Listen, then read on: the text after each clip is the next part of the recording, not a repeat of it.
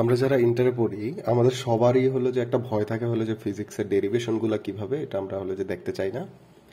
যে কারণে হলো যে ফিজিক্সের ম্যাথ সমাধান করার ক্ষেত্রে আমাদের ভয়গুলো বাড়ে। যেমন একটা টপিক আছে ফিজিক্সের ভেক্টর ত্রিভুজ বিধি। এই ত্রিভুজ বিধির উপর ভিত্তি করে আমাদের যে কোশ্চেনগুলো হয় আমরা ওই কোশ্চেনগুলোর নাম যদি বলি, যেমন যোজন বিধির পরে তারপর আমরা কি বলতে পারি বিয়োজন বিধি। তাহলে এই যে বিধিগুলো আছে বা নিয়মগুলো আছে এই নিয়মগুলো হলো যে সলভ করা হয়। এখন আমরা কখনো ভেক্টর ত্রিভুজ বিধি পড়িই না, আমরা ডিরেক্ট কি পড়ি, যোগের সূত্র বিয়োগের সূত্র পড়ি, তাই না? যে কারণে হলো যেগুলো আমাদের জন্য কঠিন হয়ে যায়।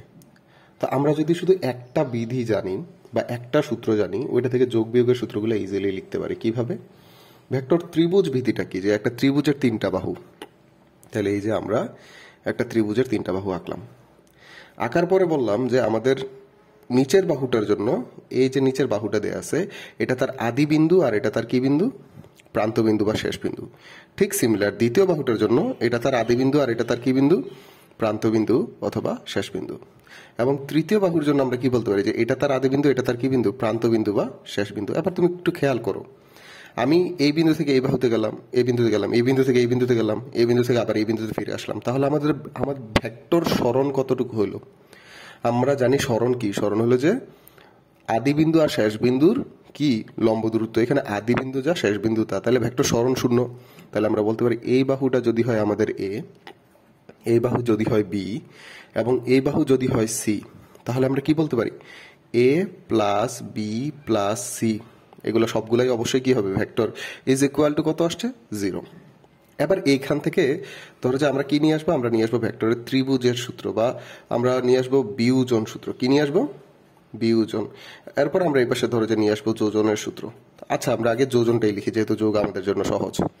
তাহলে ত্রিভুজ যোগের সূত্রের জন্য আমরা এখানে কি লিখতে পারি, যে আমাদের এ বাহু ঠিক আছে, বি বাহু ঠিক আছে, আমরা সি বাহুটাকে জাস্ট কি করলাম, দেখো এটা নিচের দিকে না, এটাকে এখন উল্টা করে দিলাম। তাহলে আমরা এটাকে কিভাবে আঁকতে পারি, আমাদের এদিকে এ বাহু, এদিকে বি বাহু ঠিক আছে, সি বাহুটাকে নিলাম আমরা মাইনাস সি। তাহলে এটা আমাদের এ, এটা আমাদের বি আর এটা আমাদের কি, মাইনাস সি।